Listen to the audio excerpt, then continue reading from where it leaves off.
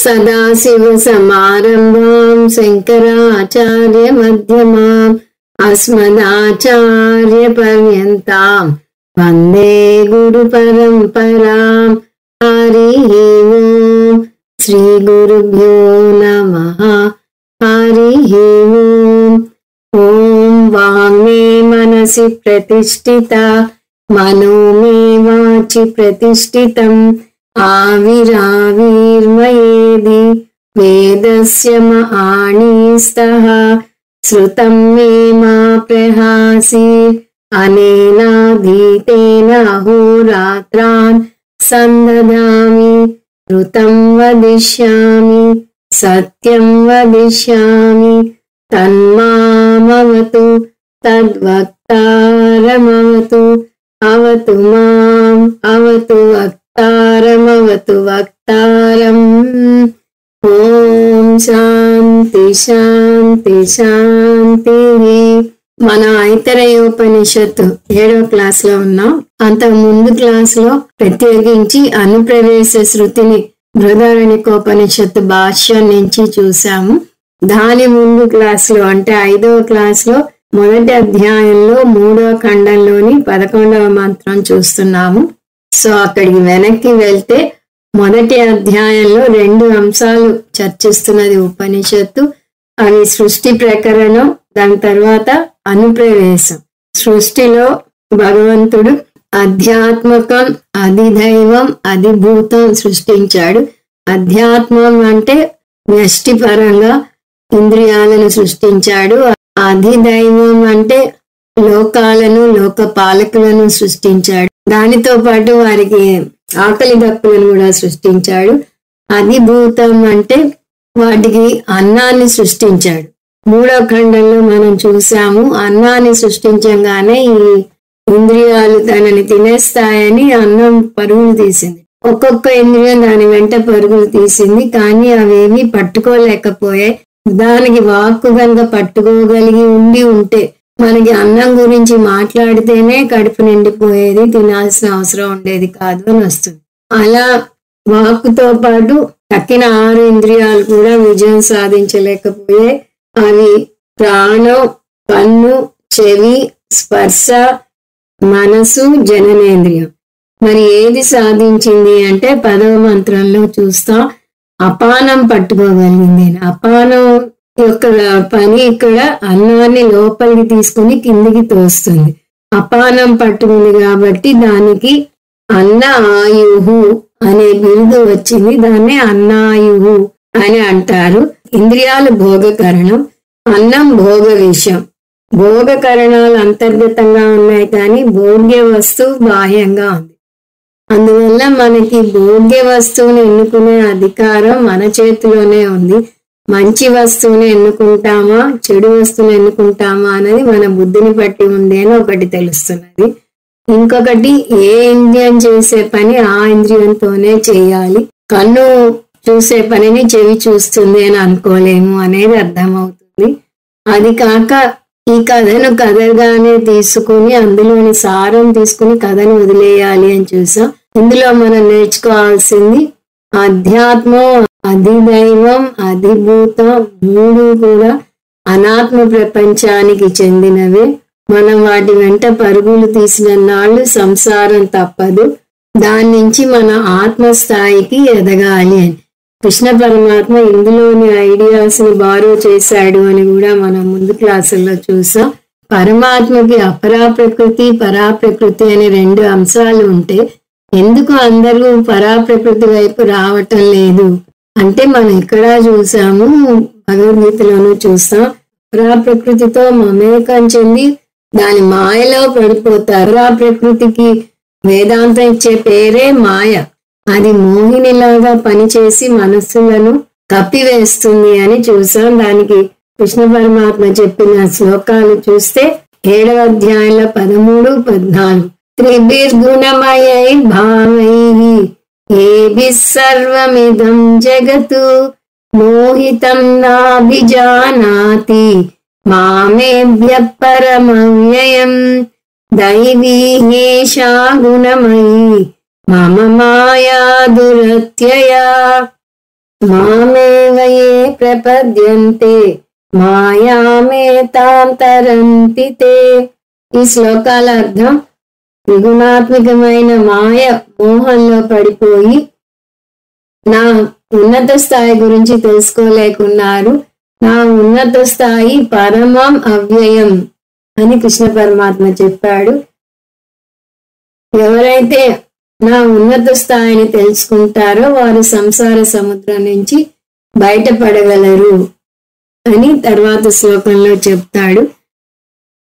కానీ ఎందుకు తెలుసుకోవడం లేదు అంటే ఇప్పుడే చూసా, మాయకున్న ఆవరణ శక్తి వల్ల. ఈ ఉపనిషత్తు ఈ అంశాన్ని మనకి మన నిద్రాశక్తితో పోలుస్తున్నది. నిద్రాశక్తికి రెండు శక్తులు ఉన్నాయి, విక్షేప శక్తి, ఆవరణ శక్తి.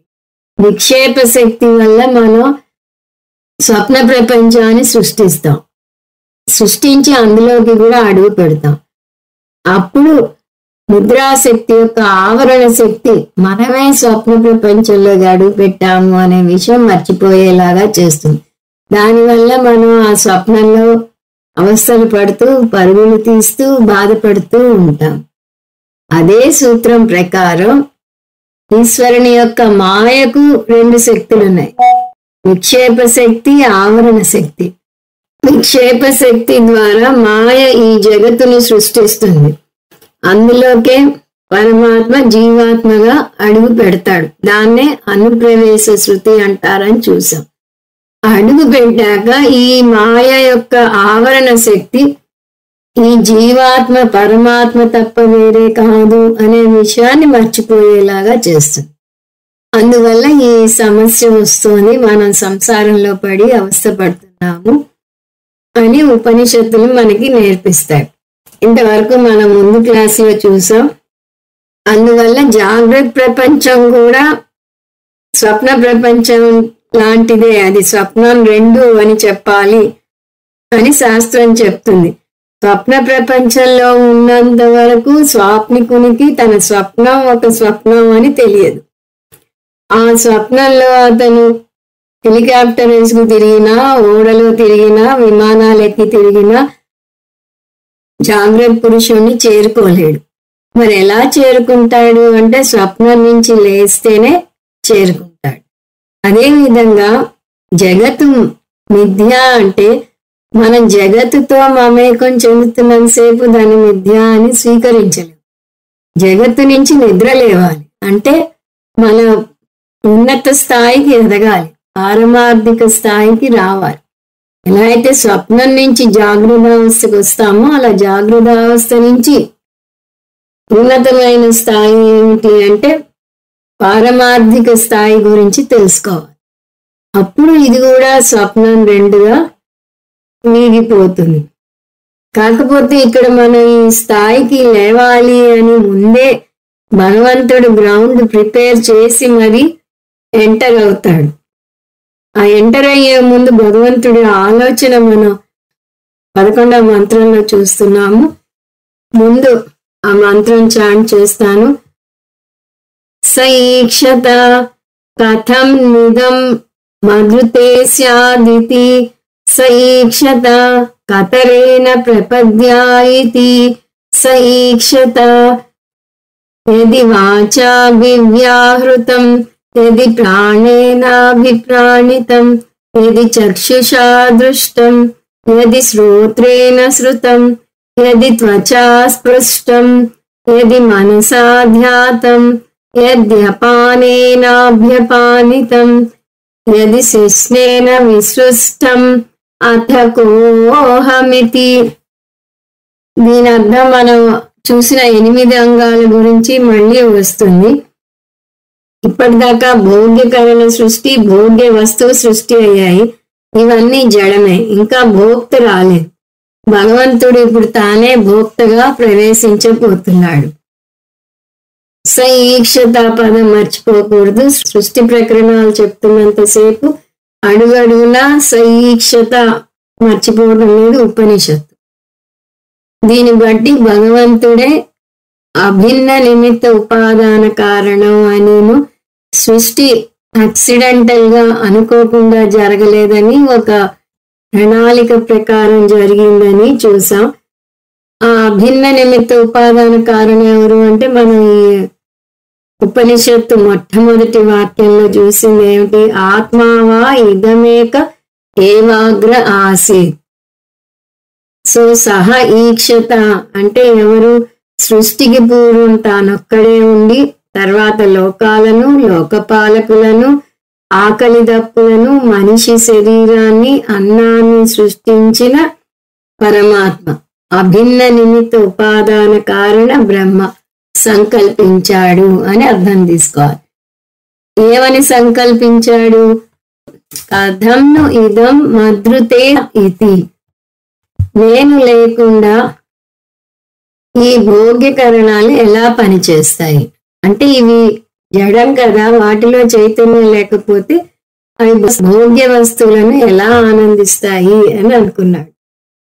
ఉదాహరణకు కోట్లు ఖర్చు పెట్టి ఒక ఇల్లు కట్టి దాంట్లో మంచి ఇంటీరియర్ డెకరేషన్ అంతా చేసి అలా వదిలేస్తే, ఎవరు ఆ ఇంట్లో ఉండకపోతే అంత ఇల్లు ఉండి ఏమిటి లాభం? దానిలో ఒక జీవం ఉండాలి, ఒక చైతన్యం ఉండాలి. ఆ విధంగా ఈ జడ ప్రపంచాన్ని అనుభవించేది ఎవరు? కాబట్టి నేను దాంట్లోకి అనుప్రవేశం చేస్తాను అని అనుకుంటాడు పరమాత్మ. అనుప్రవేశం చేయడానికి రెండు కారణాలు చూసాం. ఒకటి లోక వ్యవహారార్థం, రెండు బ్రహ్మ జ్ఞానార్థం. లోక వ్యవహారార్థం అంటే ఇప్పుడే చూసాం, భోగ్య కరణాలు, భోగ్య వస్తువులను అనుభవించాలి అంటే వాటిలో ఒక చేతన వస్తువు ఉండాలి. అందువల్ల వ్యవహారం నడపడానికి మనం కలలోకి ప్రవేశించినట్టుగా పరమాత్మ జీవాత్మగా ఇళ్ళలోకి ప్రవేశించాడు. కలలో ప్రవేశించాక మన నిద్రాశక్తి యొక్క ఆవరణ శక్తి మనం మర్చిపోయేలాగా ఎలా చేసిందో, అలా ఇక్కడ పరమాత్మ ప్రవేశించాక మాయ యొక్క ఆవరణ శక్తి పరమాత్మే జీవాత్మగా వచ్చాడు అనే విషయాన్ని మర్చిపోయేలాగా చేస్తుంది. రెండు బ్రహ్మ జ్ఞానార్థం. ఉన్నదంతా జడం కదా, నన్ను ఎవరు తెలుసుకుంటారు అనుకున్నాడు. అందుకని తానే జీవాత్మగా ప్రవేశించాడు. కానీ ప్రవేశించక ముందు దానికి తగ్గ ఏర్పాట్లు చేశాడు. ఏమిటది? ఈ జీవి ముందు తన శరీరం, ఇంద్రియాలు, మనస్సు అనుకుని వ్యవహారం చేస్తాడు. కానీ కొన్నాళ్ళయ్యాక కొంత విశ్లేషణ చేస్తాడు. నేను ఇవేవీ కాకపోతే నేనెవరు అనే ప్రశ్న అతనిలోకి ఉదయించకపోతుందా అనే ఆశతో అనుప్రవేశం చేస్తాడు. అలా ఉదయిస్తే అతను జవాబు తెలుసుకోవడానికి వీలుగా శాస్త్రాన్ని, గురువుని కూడా ఏర్పాటు చేశాడు.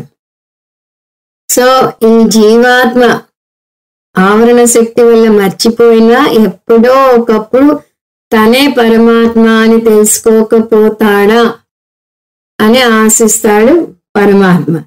సో మళ్ళీ ఒక్కొక్క ఇంద్రియం గురించి వరుసగా 8 ఇంద్రియాల పేర్లు అదే వరుస మర్చిపోకూడదు మనం. అవి వాక్కు, ప్రాణం, కన్ను, చెవి, రోమాలు, మనసు, అపానం, రేతస్సు. ఇప్పుడు మంత్రం అర్థం చూస్తే స ఈక్షత. స అంటే ఎవరో చూసాం, వీటన్నిటిని సృష్టించిన అభిన్న నిమిత్త ఉపాదాన కారణమైన పరమాత్మ అనుకున్నాడు. తర్వాత లైన్ వదిలేసి వేరే దానికి వెళ్తున్నాం. స ఈక్షత మళ్ళీ అనుకున్నాడు. ఏమని? యది వాచాభివ్యాహృతం, ఒకవేళ వాక్కుతో మాట్లాడగలిగితే, యది ప్రాణేనాభిప్రాణితం, ప్రాణంతో గాలి పీల్చగలిగితే, యది చక్షుషా దృష్టం, కంటితో చూడగలిగితే, యది శ్రోత్రేణ శృతం, చెవితో వినగలిగితే, యది త్వచా స్పృష్టం, స్పర్శతో స్పర్శించగలిగితే, యది మనసా ధ్యాతం, మనస్సుతో భావించగలిగితే, యద్యపానేనాభ్యపానితం, అపానంతో అన్నపానాదులు తీసుకోగలిగితే, యది శిష్ణేన విసృష్టం, జననేంద్రియంతో విసర్జించగలిగితే, అథ కోహమితి, అలాగైతే నేను ఎవరు అంటే ఆత్మ విశ్లేషణ ఎలా చేయాలో ఇక్కడ మనకి చూపిస్తున్నది ఉపనిషత్తు. పరమాత్మ ఆలోచన ద్వారా నేనెవరు అనే ప్రశ్న వస్తే దానికి శాస్త్రం చెప్పే సింపుల్ టెక్నిక్, నీకు ఆబ్జెక్ట్ గా కనపడేది నువ్వు కాదు. ఆబ్జెక్ట్ గా జగత్తు కనపడుతోంది, అది కాదు. ఆబ్జెక్ట్ గా శరీరం తెలుస్తోంది, అది నువ్వు కాదు. ఆబ్జెక్ట్ గా మనసు తెలుస్తోంది, అది నువ్వు కాదు అని చెప్తుంది. ఇక్కడ శరీరంలోని కొన్ని అంగాలను ముందు నుంచి వాటి సృష్టి గురించి చూస్తూ వస్తున్నాం కాబట్టి ఏవి నేను కాదో ఒక లిస్టు పరమాత్మ ఇస్తున్నాడు. నేను వాక్కుతో మాట్లాడగలుగుతున్నాను. వాక్కుతో మాట్లాడగలుగుతున్నాను అంటే నేను వాక్కు కాదు. అలాగే ప్రాణంతో గాలి పీలుస్తున్నాను అని నాకు తెలుస్తోంది అంటే నేను ప్రాణం కాదు. కంటితో చూస్తున్నాను అని నాకు తెలుస్తోంది అంటే నేను కన్ను కాదు. చెవితో వింటున్నాను అని తెలిస్తే నేను చెవి కాదు. నేను స్పర్శతో స్పర్శించగలుగుతున్నాను అని తెలిస్తే నేను చర్మం కాదు. మనసుతో ఆలోచించగలుగుతున్నాను అని తెలుస్తోంది కాబట్టి నేను మనసు కాదు. అపానంతో అన్నపానాలు తీసుకుంటున్నాను అని తెలుస్తోంది అంటే నేను అపానం కాదు. జననేంద్రియంతో విసర్జించగలుగుతుంటే నేను జననేంద్రియం కాదు. ఇవేవి నేను కాకపోతే మరి నేనెవరు? ఈ ప్రశ్న ఎవరు అడుగుతున్నారు? ఇది మర్చిపోకూడదు. ఈ ప్రశ్న ఎప్పటికన్నా జీవాత్మ వేసుకోకపోతుందా అని పరమాత్మ అనుప్రవేశం చేసే ముందే ఆలోచించి అనుప్రవేశం చేశాడు. అంటే ఆ ప్రశ్న వచ్చినప్పుడు అతనికి జవాబు తెలియాలి కదా. అందుకోసం శాస్త్రాన్ని గురువుని ఏర్పాటు చేసి మరి అనుప్రవేశం చేశాడు. ఎందుకంటే నేనెవరు ప్రశ్నకి వైజ్ఞాన పరంగా సరైన జవాబు లేదు. ప్రత్యక్ష ప్రమాణానికి కానీ అనుమాన ప్రమాణానికి కానీ ఆత్మ అందదు. కన్ను చూస్తోందని తెలుస్తున్నది అంటే నేను కన్ను కాదు అని లిస్ట్ అంతా చూసాం. పైగా వ్యాకరణ పరంగా చూసినా కూడా ప్రాణేన, శ్రోత్రేణ, మనస లాంటి పదాలు తృతీయ విభక్తికి చెందినవి. తృతీయ విభక్తి ప్రత్యయాలు ఏమిటి? చేతంచేన్, తోడంతో, చేత, తో ఇలా పదాలు వస్తాయి. అంటే కన్నుతో, చెవితో, మనసుతో. అదే నేనుకి ప్రథమ విభక్తి వస్తుంది కాబట్టి ప్రథమ విభక్తి వేరు, తృతీయ విభక్తి వేరు. కాబట్టి ఇవేవి నేను కాదు. ఇవేవి నేను కాకపోతే నేనెవరు? ఇది గుర్తుంచుకోవాలి. ఈ ప్రశ్న అడుగుతున్నది ఎవరు? నేనెవరు అనే ప్రశ్న జీవాత్మలో ఉదయిస్తుంది అని పరమాత్మ ఆశిస్తున్నాడు. సో ఈక్షత చింతయే తిథి అని దాని అర్థం. పరమాత్మ ఈక్షత నేనెవరు అని జీవాత్మ అడుగుతాడు అని పరమాత్మ ఆశిస్తున్నాడు. అన్నిసార్లు చెప్పడంలో ఉద్దేశం సందర్భం సరిగా అర్థం చేసుకోవాలి. ఆ ఆశతో అనుప్రవేశం చేస్తాడు. చేసే ముందు మళ్ళీ ఆలోచిస్తాడు. ఈక్షత కతరేణ ప్రపద్య ఇతి. మనం మొదట్లో ఈ వాక్యాన్ని వదిలేసాం, ఇప్పుడు తీసుకుంటున్నాము. ఏ మార్గం ద్వారా ప్రవేశించను అనుకున్నట్టు. అనుప్రవేశ శృతికి మనం ఇది ఉదాహరణగా తీసుకున్నాం. ఏ మార్గం గుండా ప్రవేశించను అని భగవంతుడు అనుకున్నాడు. ఏ భగవంతుడు? సృష్టి చేసిన భగవంతుడే అనుకున్నాడు. కాబట్టి పరమాత్మ అనుకుని జీవాత్మ ప్రవేశించలేదు అని అనుప్రవేశ శృతిలో స్పష్టంగా చూసాం. సరే, సర్వవ్యాపకమైన పరమాత్మ ప్రవేశించడం ఏమిటి అంటే, భగవంతుడు మనం గృహప్రవేశం చేసినట్టు ఒక చోటు నుంచి ఇంకో చోటికి వచ్చాడా అంటే లేదు. అంతటా ఉన్న పరమాత్మ చైతన్య రూపంగా మన మనసులో ప్రకటితమవుతున్నాడు అని అర్థం చేసుకున్నాం. యదా సూర్య ప్రతిబింబ రూపేణ ఆదర్శం ప్రవిశ్యతి. సూర్యుడు అద్దంలో ప్రతిబింబ రూపంలో ప్రవేశించినట్టుగా పరమాత్మ చిదాభాసగా లభ్యమవుతున్నాడు. అంటే చిదాభాసగా వ్యక్తమవుతున్నాడు. చిదాభాస రూపేణ తత్ర ఉపలబ్ధి. సో చిదాభాసగా మన శరీరంలో వ్యక్తమవుతున్నాడు అని అర్థం చేసుకోవాలి. ఇప్పుడు మంత్రం 12 చూద్దాం. సయేతమేవ సీమానం విదార్య ఏతయా ద్వారా ప్రాపద్యత సైషా విధృతిర్నామద్వాహ తదేతద్ ఆనందం తస్య త్రయ ఆవసదాత్రయ స్వప్న అయమావసథో అయమావసథో అయమావసథ ఇతి. అంతకుముందే ఏం చూసాం? కతరేణ ప్రపద్య ఇతి, ఏ ద్వారం గుండా నేను మనిషి శరీరంలో ప్రవేశించను అని అనుకున్నాడని చూసాం. ఇప్పుడు భగవంతుడు ఒక మార్గాన్ని ఎన్నుకున్నాడు. ఏమిటది? విధృతిర్నామ ద్వారం. ద్వాహ అంటే ద్వారం. విధృతి అనే నామం గల ద్వారం నుంచి వస్తున్నాడు. తదేతద్ ఆనందం. ఈ విధృతి ద్వారానికి ఇంకొక పేరు ఆనందహేతు. ఆనందం అనే పేరు ఉంది. ఇది ఆనందహేతు కాబట్టి ఆనందం అనే పేరు ఉంది. ఎందుకు? మనం ఉపాసన గురించి చూసినప్పుడు చూస్తాం. ఉపాసకుడు మరణించేదాకా, మరణించే సమయంలో కూడా ఉపాసన చేస్తే అతని జీవి బ్రహ్మరంధ్రం చీల్చుకుని బ్రహ్మలోకానికి వెళ్తుంది అని చూసాం. అతను వెళ్ళేది బ్రహ్మలోకం కాబట్టి అక్కడ ఆనందమే ఆనందం. అక్కడ బ్రహ్మ ద్వారా జ్ఞానం పొంది బ్రహ్మముక్తి పొందుతాడు. ఆ విధంగా బ్రహ్మరంధ్రం ఆనందహేతువు అవుతుంది. ఇది కాక శిక్షావళిలో మనం ఇంద్రయోని అనే పదం చూస్తాం. అంతరేణ తాలూకే ఏషస్తన ఇవావలంబతే స ఇంద్రయోని యత్రాసౌ కేశాంతో వివర్తతే వ్యపోహ్య శీర్ష కపాలే అని తైత్రీయ ఉపనిషత్తులో వస్తుంది. ఇందులో మనకు కావాల్సిన పదం స ఇంద్రయోని. ఆ బ్రహ్మరంధ్రాన్ని ఇంద్రయోని అంటారు అని. సో ఇక్కడ 4 పదాలు చూసాం. బ్రహ్మరంధ్రం మనకి తెలిసిన వ్యావహారిక పదం. దాని తైత్రీయోపనిషత్తు ఇంద్రయోని అంది. ఇక్కడ విధృతి నామ ద్వారం గుండా పరమాత్మ అనుప్రవేశం చేశాడని వచ్చింది. దాన్ని ఆనందం అంటారు అని చెప్పింది. ఈ విధంగా 4 పేర్లు. ఏ పేరు తీసుకున్నా పరమాత్మ బ్రహ్మరంధ్రం చీల్చుకుని జీవాత్మగా అనుప్రవేశం చేశాడు అనే విషయం గుర్తుంచుకోవాలి. తస్య త్రయ ఆవసథ. ఎప్పుడైతే పరమాత్మ ప్రవేశించాడో అప్పుడు ఆయన జీవాత్మ అయ్యాడు.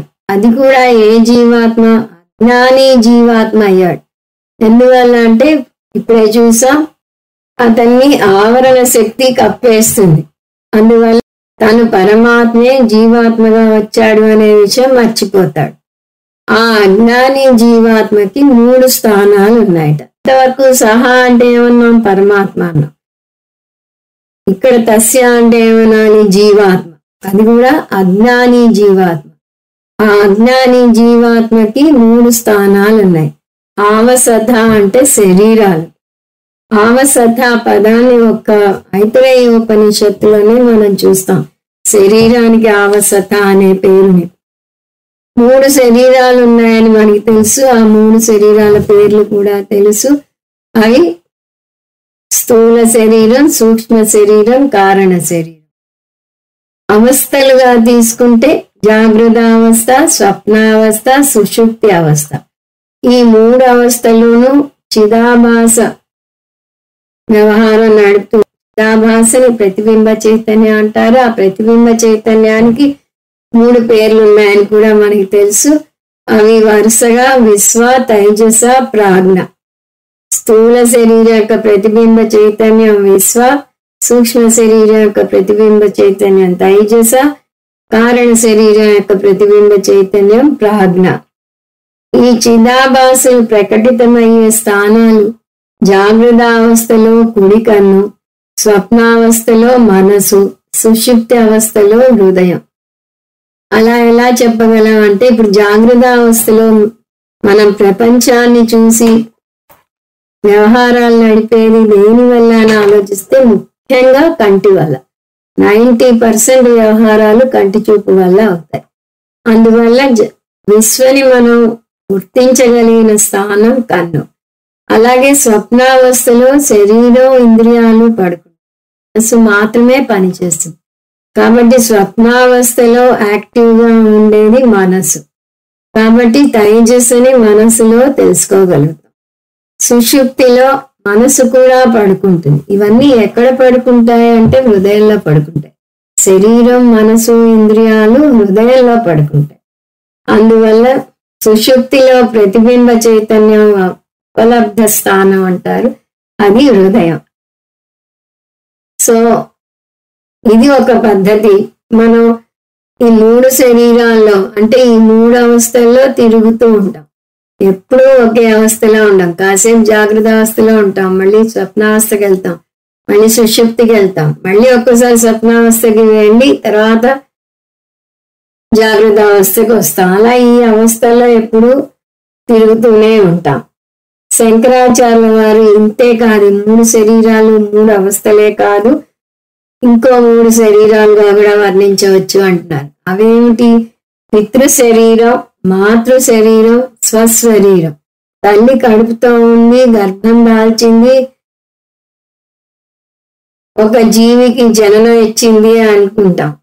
కానీ ఐతరేయ ఉపనిషత్తులో మనకు స్పష్టంగా తెలిసేది ఈ జీవి ప్రాణం పోసుకునేది ముందు పితృ శరీరంలో. సో ఆ జీవికి 3 శరీరాలు ఉన్నాయి. పితృ శరీరంలో శరీరం ఉంది, మాతృ శరీరంలో ఉంది, తర్వాత తన స్వశరీరం అంటే తను పుట్టాక రూపు తీసుకునే శరీరం. వీటి గురించి వివరంగా ముందు వస్తుంది, అప్పుడు చూద్దాం మనం. సో ఈ 3 శరీరాలలో ఒకదాని నుంచి ఇంకో దానికి మారుతూ అనేక జన్మలను ఎత్తుతాడు. అందువల్ల తస్యత్రయ అవసథ వాక్యానికి విశ్లేషణ 2వ అధ్యాయం. త్రయ స్వప్నాహ, ఈ 3 శరీరాలు కూడా స్వప్నాలేట. అయమావసథ అయమావసథ అయమావసథ ఇది. 3 శరీరాలను ఆవసథ అంటే 3 అవస్థలను స్వప్నాహ అంటున్నది ఉపనిషత్తు. మనకి స్వప్నం గురించి తెలుసు, స్వప్నం తేలిగ్గా ఒప్పుకుంటాం. కానీ ఇక్కడ జాగ్రత్త అవస్థను కూడా స్వప్నం అంటున్నది. ఉపనిషత్తులు మనం నేర్చుకుంటే జాగ్రత్త అవస్థ స్వప్నం 2 అని కూడా నేర్చుకుంటాం. ఇక్కడ సుషుప్తి అవస్థను కూడా స్వప్నం అని, అది స్వప్నం 3 అని అంటోంది. అది ఎలాగో చూద్దాం. స్వప్నం మనం సృష్టించిన కళ అయితే జాగ్రత్త ప్రపంచం ఈశ్వరుడు సృష్టించిన కళ. స్వప్నం నుంచి జాగ్రత్త ప్రపంచానికి లేస్తే స్వప్నం ఉండదు. అలాగే జాగ్రత్త ప్రపంచం నుంచి పారమార్థిక స్థాయికి వస్తే జాగ్రత్త ప్రపంచం కూడా ఉండదు అనే పదాన్ని సరిగా అర్థం చేసుకోవాలి. జాగ్రత్త అవస్థ, స్వప్నావస్థ 2 కూడా స్వప్నమే అంటాం. కానీ వీటి మధ్య ముఖ్యమైన భేదం ఉంది. స్వప్న ప్రపంచం నుంచి లేవగానే స్వప్నం మటుమాయమైపోతుంది. కానీ జాగ్రత్త అవస్థ నుంచి పారమార్థిక స్థాయికి లేస్తే జాగ్రత్త ప్రపంచం అలాగే ఉంటుంది. అందులోని కష్ట సుఖాలు అలాగే ఉంటాయి, అందులోని వ్యవహారాలు అలాగే ఉంటాయి. కానీ అది స్వప్నంగా అర్థం చేసుకోవాలి. అందువల్ల ఉండదు అంటే మన కళ్ళ ముందే ఉంటుంది కానీ మనని బాధించదు అని అర్థం చేసుకోవాలి. ఇంకో విధంగా చూసినా కూడా స్వప్నంలో ఉన్న వస్తువులను జాగ్రత్త అవస్థలో వాడుకోవాలి. అలాగే జాగ్రత్త అవస్థలో ఉన్న పరిస్థితి స్వప్నావస్థలో ఉండదు. ఆశ్చర్యకరమైన విషయం ఏంటంటే ఇక్కడ సుష్టుగా విందు భోజనం చేసి చక్కగా ఏసీ రూమ్ లో ఫోమ్ బెడ్ మీద పడుకుని స్వప్నం కంటాం. కానీ ఆ స్వప్నంలోకి అనేది ఏంటి? రోడ్డు మీద బికారిగా తిండి తిప్పలేక దీనంగా ఎవరినో అడుక్కుంటున్నట్టు కల వస్తుంది. అంటే జాగ్రత్త అవస్థకి స్వప్నావస్థకి సంబంధం లేదు. అందుకని పడుకుని నిద్రపోతే జాగ్రత్త అవస్థ లేదు, నిద్ర నుంచి లేస్తే స్వప్నావస్థ లేదు. ఈ 2 లేనప్పుడు వీటికి కారణమైన సుషుప్తి అవస్థ కూడా లేదు. ఆ విధంగా చూస్తే సుషుప్తి కూడా స్వప్నమే. అందువలనే అయమావసదు అయమావసదు అయమావసత ఇది ఇది అని వచ్చింది. ఈ 3 అవసతల్లో తిరుగుతుంది జీవాత్మ. ఇది దగ్గర అధ్యారోప ప్రకరణం అయిపోయింది. ఈ ఖండం అయ్యాక అధ్యారోప అపవాదం గురించి వివరంగా చూద్దాము. ముందు టూకీగా చూడాలంటే అధ్యారోపంలో సృష్టి ఉంది, దానికి కారణం బ్రహ్మ అని చూస్తాం. అపవాదంలో సృష్టి జరిగిందని అనుకుంటున్నారు, కానీ అది మిథ్య, దానికి విడిగా ఉనికి లేదు, బ్రహ్మ ఒక్కటే సత్యం అని నేర్చుకుంటాం. ఇంతవరకు మనం ఏం చూసాం? కారణం నుంచి కార్యానికి వచ్చాం. ఇప్పుడు కార్యం నుంచి కారణానికి వెళ్ళాలి. కారణం నుంచి ఏం వచ్చాయో చూసాం. ఇప్పుడు ఈ కారణాన్ని విశ్లేషించబోతున్నాం. ఏదైనా సరే చివరికి ఒక పేక మేడ కట్టాలన్నా కూడా దానికి చాలా సమయం కావాలి, కానీ దాన్ని పడగొట్టాలంటే నిమిషాల మీద అయిపోతుంది. అందువల్లనే అధ్యారోపానికి ఇన్ని మంత్రాలు వస్తే అపవాదానికి ఒక్క మంత్రమే వస్తున్నది. అది మంత్రం 13. ఆ మంత్రం చూద్దాం. సజాతః భూతాన్ అభివైఖ్యతు కిమిహాన్యం వావదిశదితి బ్రహ్మ తత మమ పశ్యతు ఇదమదర్శమితి. ఇప్పుడు అనేక జన్మల్లో ఈ 3 ఆవసతల్లో తిరుగుతూ ఉంటుంది జీవాత్మ. ఇలా తిరుగుతున్నప్పుడు తిరిగి తిరిగి అలసి సొలసి అప్పుడు ఆత్మజ్ఞానం మీద కోరిక పడుతుంది. దానికి గొప్ప ఉదాహరణ ముండకోపనిషత్తులో మంత్రం పరీక్షలోకాన్ కర్మచితాన్ బ్రాహ్మణో నిర్వేదమాయాత్ నాస్త్యకృత కృతేన తద్విజ్ఞానార్థం స గురుమేవాభిగచ్చేత్. ఇది చాలా ముఖ్యమైన మంత్రం, అక్షర లక్షలు విలువ చేసే మంత్రం అని చెప్పవచ్చు. ఇందులో ప్రతి ఒక్క పదము ముఖ్యమే. దీని విశ్లేషణ చేస్తేనే మనం 2 క్లాసులు తీసుకోవచ్చు. అందువల్ల మనం టూకీగా దీని అర్థం చూస్తే, కర్మల్లో కూరుకుపోయే వ్యక్తి ఎన్నో కర్మలు చేస్తాడు, చేసి చేసి ఎప్పుడో విసిగిపోతాడు. ఎందువలనంటే ఎన్ని కర్మలు చేసినా, ఎన్ని అద్భుతమైన ఫలాలు పొందినా కూడా అవి శాశ్వతమైన ఫలాలు ఇవ్వటం లేదు. బాహ్య ప్రపంచంలో ఆనందం ఉంది, పిహెచ్ఎస్ ఉంది అనుకుని పరుగులు తీసి అవి పొందడానికి కర్మలు చేసి ఎన్ని ఫలాలు పొందినా కూడా అవి శాశ్వతమైన ఆనందాన్ని ఇవ్వటం లేదు. అలా అవి శాశ్వతమైన ఆనందాన్ని ఇస్తే ఈ పాటికే దానికి ఆనందంలో మునిగి తేలాలి కదా, అయినా ఎందుకు తేలటం లేదు అంటే కర్మల వల్ల మోక్షం రాదు అని గ్రహిస్తాడు. నిర్వేదం ఆయాత, నిర్వేదం అన్న పదం చాలా ముఖ్యం. అతను కర్మ వల్ల మోక్షం రాదు అని తెలుసుకుని మరైతే దేని వల్ల మోక్షం వస్తుంది, ఏది శాశ్వతమైన ఫలాన్ని ఇస్తుంది అని ఆలోచించి ఆ జ్ఞానం తనంతటి తను పొందలేదని తెలుసుకుని సమిధను తీసుకుని ఆ జ్ఞానం పొందడానికి గురువు దగ్గరికి వెళ్తాడు. ఆ గురువు కూడా ఎవరు? శ్రోత్రియ బ్రహ్మనిష్ట అయిన గురువై ఉండాలి.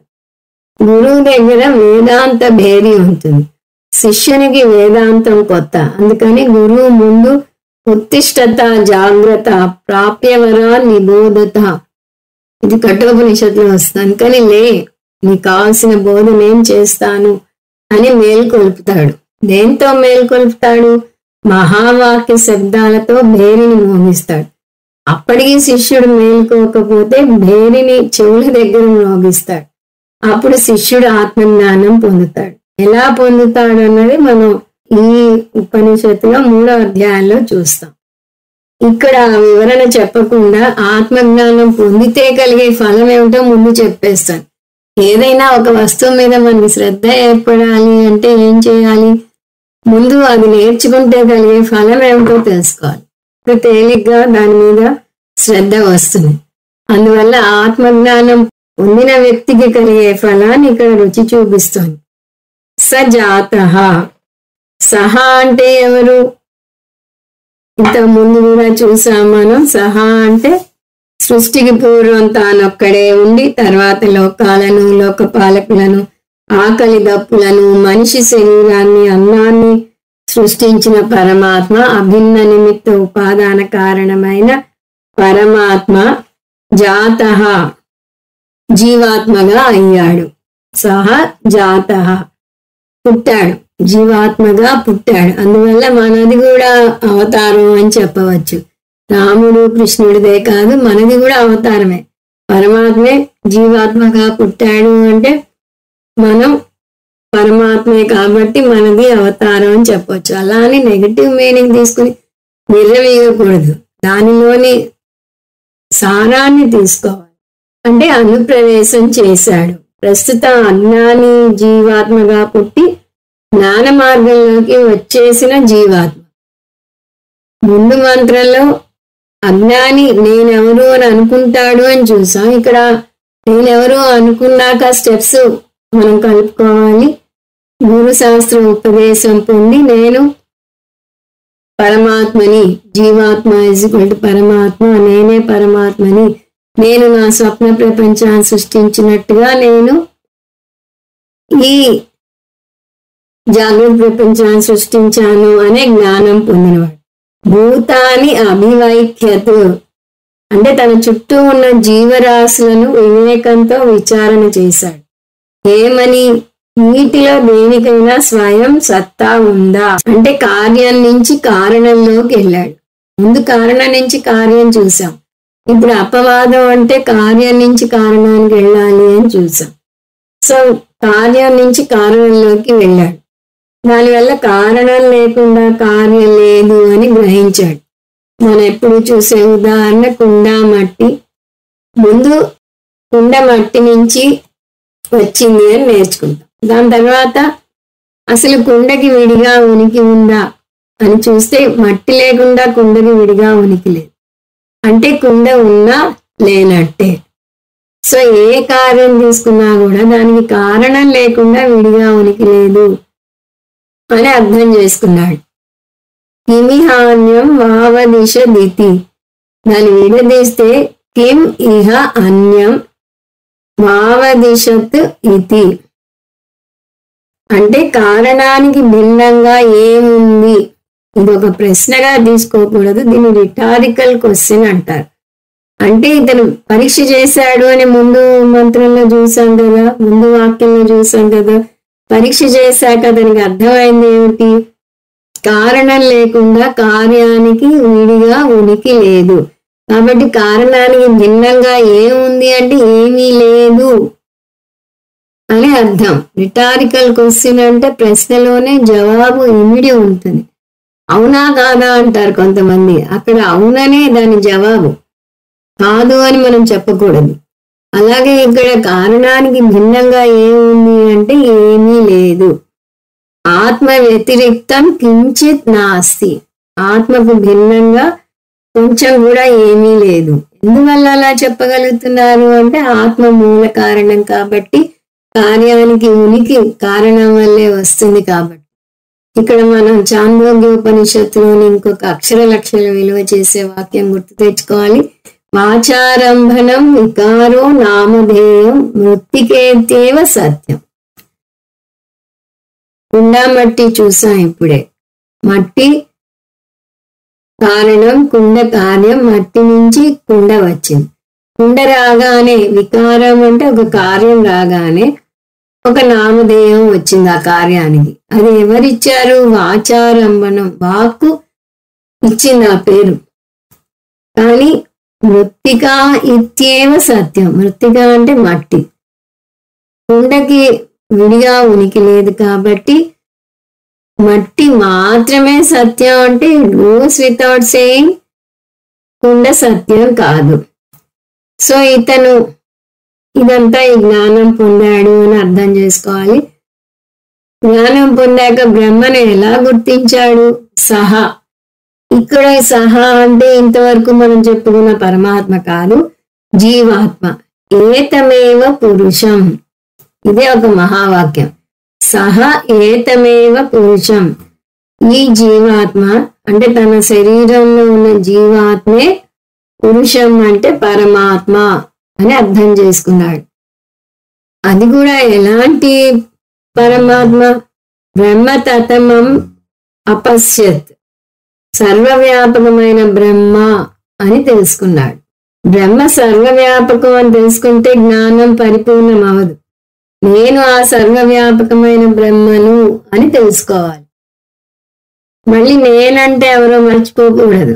ఆ వాక్కు, ప్రాణం, కన్ను, చెవి ఇవేమి కాదు. మరి నేనెవరు అంటే వీటన్నింటినీ సాక్షిగా చూస్తున్న సాక్షి చైతన్యాన్ని. తతమం అంటే అతిశయేన వ్యాప్తం. అపశ్యత్ అలా జగత్తుకు మూల కారణం బ్రహ్మ అని తెలుసుకున్నాడు. అది తనే అని తెలుసుకున్నాడు. అద్వైత బ్రహ్మను గుర్తిస్తే అది అపవాదవుతుంది. అప్పుడు జగత్తు కేవలం నామరూపాత్మకమైన జగత్తు అవుతుంది. బ్రహ్మ సత్యం, జగన్మిథ్య వేదాంత సారం వచ్చేసింది. ఆత్మ వస్తువు అయింది, అనాత్మ అవస్తువు అయింది. స ఏతమేవ పురుషం బ్రహ్మ తతమం అపశ్యత్. ఇది ఒక మహావాక్యం. ఆ అద్వితీయం బ్రహ్మ నేనే. వేదాంత సారంలోని రెండవ వాక్యం వచ్చేసింది. ఏమిటది? జీవో బ్రహ్మైవ నా పరహ. ప్రపంచం బ్రహ్మలో లయమైంది, బ్రహ్మ నేనే అని అర్థమైంది. నాకు భిన్నంగా ఏదీ లేదు. యత్ సాక్షాత్ కురుతే ఒక వాక్యం. అయమాత్మ బ్రహ్మ ఇంకొక మహావాక్యం. జీవాత్మ ఏవ బ్రహ్మ. ఇవన్నీ అర్థం చేసుకున్నాడు. దానివల్ల అతను చాలా ఆనందం పొందాడు. ఈ ఆత్మజ్ఞానం పొందడం వల్ల చాలా ఆనందించాడు. ఆ ఆనందాన్ని ఈ పదాలతో చూపించాడు. ఇదం ఆదర్శం ఇది. అక్కడ 3 సంఖ్య ఉంది. 3 ఉంటే దాన్ని యుతం అంటారు. అంటే 3 అంకెలు లెక్క పెట్టేంత కాల వ్యవధిలో దీన్ని పఠించాలి.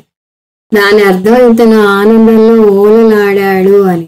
ఋతం అర్థం ఆహా అని వస్తుంది. ఈ ఆహానే మనం తైత్రీయోపనిషత్తులో జ్ఞానం పొందిన జ్ఞాని ఆహు ఆహు అన్నాడని చూసాం.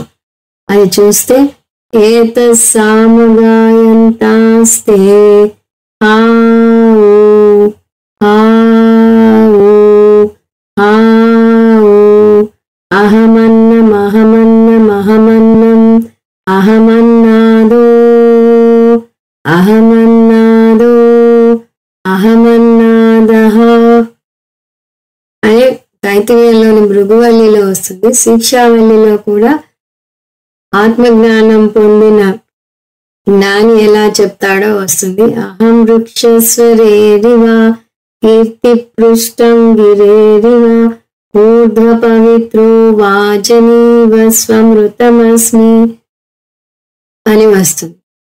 అసలు శాస్త్రం పొందితే కలిగే ఆనందాన్ని ఇలా మనం అనేక వాటిల్లో చూస్తాం. పంచదశలో అహో శాస్త్రం అహో శాస్త్రం అహో గురు రహో గురు అహో జ్ఞానం అహో జ్ఞానం అహో సుఖం అహో సుఖం అని వస్తుంది.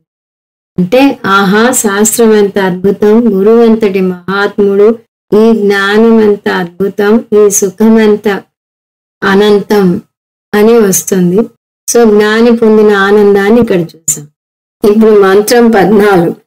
తస్మాదిదంద్రో నామః ఇదంద్రోహ వై నామ తమిదంద్రం సంతమింద్ర ఇత్యాచక్షుషే పరోక్షేణ పరోక్ష ప్రియా ఇవ హి దేవాః పరోక్ష ప్రియా ఇవ హి దేవాః. తస్మాద్ ఇదంద్రో నామః. ఐతరేయోపనిషత్తులో అన్ని కొత్త కొత్త పదాలు, కొత్త కొత్త కోణాల్లో ఆత్మబోధ చూస్తాము. ఇక్కడ పరమాత్మకి కొత్త బిరుదు వస్తున్నది. ఆ బిరుదు ఇదంద్ర. ఇదంద్ర అంటే ఇదిగో అని కనిపించేటంత దగ్గరగా పరమాత్మ ఉన్నాడు అని వస్తున్నది. జీవాత్మగా తెలుస్తున్నాడు అని నేర్చుకుంటాడు కదా జీవాత్మ. తానే ఆ బ్రహ్మ అని తెలుసుకున్నాడు. అందువల్ల ఇదంద్రో హవై నామ. పరమాత్మకు ఇదంద్ర అని బిరుదు ఇచ్చాడు. ఇప్పుడు ఇదంద్రోహవై నామ అని అంటున్నాడు. అంటే రెండోసారి చెప్పటంలో అర్థం పరమాత్మ ఇదంద్రుడుగా ప్రసిద్ధం అని. ఇదంద్ర అనే పదాన్ని పదే పదే అంటే చివరికి ఇంద్ర అవుతుంది.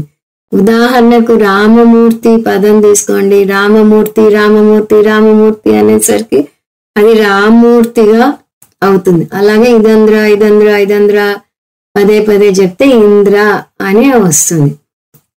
తమ్ ఇంద్రంతం సంతమింద్ర ఇత్యాచక్షతే పరోక్షేణ. ఆ పరమాత్మను పరోక్షంగా ఇంద్రుడు అంటారు. అసలు ఇంద్రుడు అర్థం పరమాత్మనే, కానీ తర్వాత పురాణాల్లో దేవతలకు రాజుని ఇంద్రుడు అని వ్యవహరించటం జరిగింది.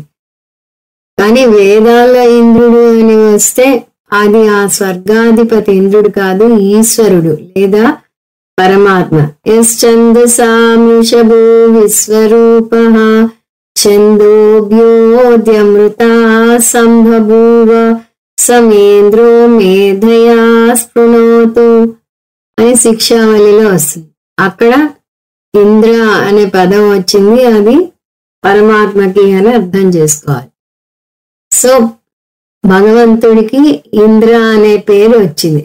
పరోక్ష ప్రియ ఇవహి దేవాహ, పరోక్ష ప్రియ ఇవహి దేవాహ. ఇంద్రుడు అని పరోక్షంగా ఎందుకు అన్నామంటే దేవతలకు పరోక్షంగా పిలిపించుకోవటం ఇష్టం. అంతేకాదు మనకన్నా పెద్దవారిని కూడా మనం పేరుతో పిలవం. సో ఇందులో పరమాత్మని ఇంద్రునిగా కీర్తించటం చూస్తాం. 2 సార్లు చెప్పటం వల్ల ఈ అధ్యాయం ముగిసింది అని తెలుస్తున్నది. బ్రహ్మ సత్యం జగన్మిథ్య ఎలా తెలుసుకున్నాడు అంటే అధ్యారోప అపవాద ప్రక్రియ ద్వారా తెలుసుకున్నాడు అని చూసాం. దాన్ని 4 దశల్లో చెప్పాలంటే ఈ విధంగా చెప్పవచ్చు. అధ్యారోపం కార్యాన్ని పరిచయం చేస్తాం. కుండ కార్యం మొదటి దశ. రెండవ దశ ఆ కార్యానికి కారణాన్ని చూపిస్తాం. కుండ అనే కార్యానికి మట్టి కారణం. ఈ 2 కలిపి అధ్యారోపం. ఇప్పుడు అపవాదం. కార్యానికి కారణం లేకుండా విడిగా ఉనికి లేదు. కుండ అనే కార్యానికి మట్టి లేకుండా విడిగా ఉనికి లేదు. విడిగా ఉనికి లేదు అంటే అది ఉన్నా లేనట్టు. 4వది కార్యం లేకపోతే కారణానికి కారణత్వ హోదా ఉండదు. అంటే కుండ లేకపోతే మట్టిని కారణం అని అనలేము. మట్టి లేదు అనకూడదు, మట్టికి కారణత్వ హోదా ఉండదు. అప్పుడు మట్టి ఏమైంది? కార్యకారణ విలక్షణం అయింది. ఇప్పుడు ఈ అధ్యారోప అపవాదాన్ని, ఈ పదాలను మట్టి కుండ బదులు బ్రహ్మ జగత్తు పదాలు వాడి చూద్దాం. ఒక కార్యం ఉంది, జగత్తు కార్యం. కార్యానికి కారణం ఉంది. జగత్ అనే కార్యానికి బ్రహ్మ కారణం. ఇది అధ్యారోపం. ఇప్పుడు అపవాదం కారణం లేకుండా కార్యానికి విడిగా ఉనికి లేదు. అంటే బ్రహ్మ లేకుండా జగత్తుకు విడిగా ఉనికి లేదు. తర్వాత దశ కార్యం లేకపోతే కారణానికి కారణత్వ హోదా ఉండదు. జగత్ అనే కార్యం లేకపోతే బ్రహ్మకు కారణం అనే హోదా ఉండదు. బ్రహ్మ లేడు అనకూడదు, కారణత్వ హోదా ఉండదు. అయితే మరి బ్రహ్మ ఎవరు అంటే కార్యకారణ విలక్షణ బ్రహ్మ. ఈ విధంగా అపవాదం ద్వారా శిష్యుడు బ్రహ్మ విచారణ చేసి బ్రహ్మ జ్ఞానం పొందాడు. విచారణ ఎలా చేశాడో ఉపనిషత్తు ఇప్పుడు చెప్పదు, కానీ అతను ఏం తెలుసుకున్నాడో చెప్పింది. ఏం తెలుసుకున్నాడు? స ఏతమేవ పురుషం బ్రహ్మ తతమం అపశ్యత్. ఇది ఒక మహావాక్యం. దీన్నే వివరంగా 3వ అధ్యాయంలో ప్రజ్ఞానం బ్రహ్మ అనే ప్రసిద్ధి పొందిన మహావాక్యం ద్వారా వివరిస్తుంది. ఈ అధ్యారోప అపవాద విశ్లేషణ మనం వచ్చే క్లాసులో ఇంకొంచెం లోతుగా చూద్దాం. ఓం తత్సత్. సర్వం శ్రీకృష్ణార్పణమస్తు. ఓం పూర్ణమద పూర్ణమిదం పూర్ణాత్ పూర్ణముదచ్యతే పూర్ణస్య పూర్ణమాదాయ పూర్ణమేవావశిష్యతే. ఓం శాంతి శాంతి శాంతి. హరి ఓం. శ్రీ గురుభ్యో నమః. హరి ఓం.